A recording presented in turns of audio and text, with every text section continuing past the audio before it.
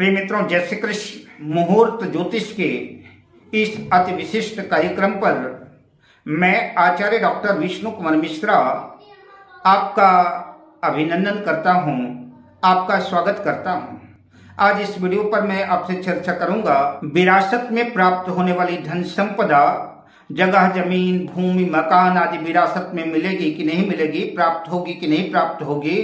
विरासत में मिलने वाली धन संपदा के ज्योतिषी योग की चर्चा करेंगे। ऐसी संपत्ति को गांव की भाषा में मुआर कहते हैं।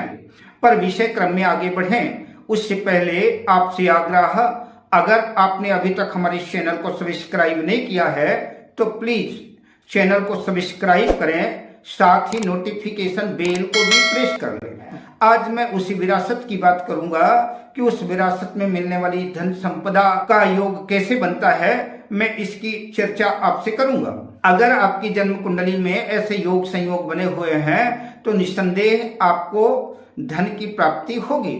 जन्म कुंडली का जो चतुर्थ भाव होता है यह भूमि भवन खेत बाग बगीचे का भाव होता है, और जन्म कुंडली का जो द्वितीय भाव होता है तो जन्म कुंडली का द्वितीय भाव जो पैतृक संपत्ति का भाव होता है, ऐसे पैतृक संपत्ति का विचार कर। लेकिन जो विरासत कहलाने योग्य संपदा है, जिस संपदा की मैं बात कर रहा हूं, उसका विचार जन्म कुंडली के अष्टम भाव से किया जाता है। और विरासत में प्राप्त होने वाली धन संपदा के लिए जन्म कुंडली का अष्टम भाव और अष्टम भाव का स्वामी दोनों मजबूत होने चाहिए। लग्न और लग्नेश का मजबूत होना तो लाजिमी ही है, लग्न और लग्नेश मजबूत होने ही चाहिए, लेकिन जन्म कुंडली का अष्टम भाव का स्वामी और अष्टम भाव भी मजबूत हो तो विरासत में मिलने वाली संपदा के योग प्रबल हो जाते हैं। जन्म कुंडली में अष्टम भाव का स्वामी और जन्म कुंडली के एकादश भाव का स्वामी और जन्म कुंडली के द्वितीय भाव का स्वामी और लग्नेश, इन तीनों की युति अगर लग्न में स्थित है तो ऐसे जातक को जो है तो विरासत में मिलने वाली धन संपदा का लाभ होता है। ऐसे जातक को विरासत में धन संपदा मिलती है। अगर जन्म कुंडली में अष्टम भाव का स्वामी जन्म कुंडली के एकादश भाव में स्थित है तब भी जो है जातक को विरासत में मिलने वाली धन संपदा मिलती है। लेकिन एकादश भाव का स्वामी एकादश भाव में हो या कि जन्म कुंडली में जहां भी हो तो मजबूत स्थिति में हो, बलवान हो और उस पर शुभ ग्रहों का प्रभाव हो, या कि जन्म कुंडली में अष्टम भाव का स्वामी जन्म कुंडली के द्वितीय भाव में स्थित हो, द्वितीय भाव का स्वामी भी बलवान हो, द्वितीय भाव पर शुभ ग्रहों का प्रभाव हो, तो ऐसी कंडीशन में, ऐसी स्थिति में भी जातक को विरासत में मिलने वाली धन संपदा का लाभ होता है।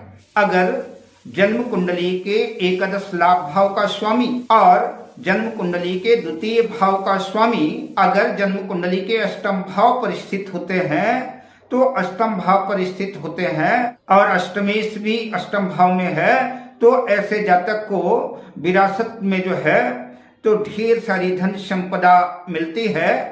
ऐसा जातक जो है तो विरासत में भाग्यवश प्राप्त धन संपदा से विपुल वैभव का स्वामी हो जाता है। हालांकि पहले जमाने में बैंक वगैरह की सुविधाएं तो थी नहीं, तो लोग जो है सोने चांदी हीरे जवाहिरात, सोने की ईंटें, सोने के सिक्के, चांदी के सिक्के आदि जो है तो जमीन पर किसी बर्तन पर जो है उसको जमीन पर गाड़ देते थे, और कई बार जो है तो उनकी अकाल मृत्यु हो गई या मर गए, वो अपनी संपदा नहीं निकाल पाए। कि कोई भी व्यक्ति जो है उस जमीन को खोदता है, वहां पर कुआं बनाता है, घर नया तोड़ करके बनाता है और वहां पर गड़ी हुई संपत्ति उसको प्राय पहले मिल जाया करती थी।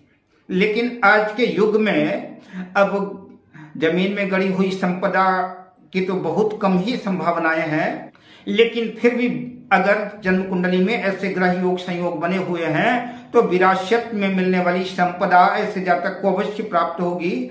ऐसे जातक को अचानक से भी धन प्राप्त होता है, जिस धन की उसने कभी कल्पना भी नहीं की होती, तो जो कल्पना के बाहर भी है तो अचानक से कहीं पर गिरा हुआ, पड़ा हुआ, गड़ा हुआ, लॉटरी आदि सट्टा आदि के माध्यम से भी जो है कई बार जातक को धन प्राप्त होता है।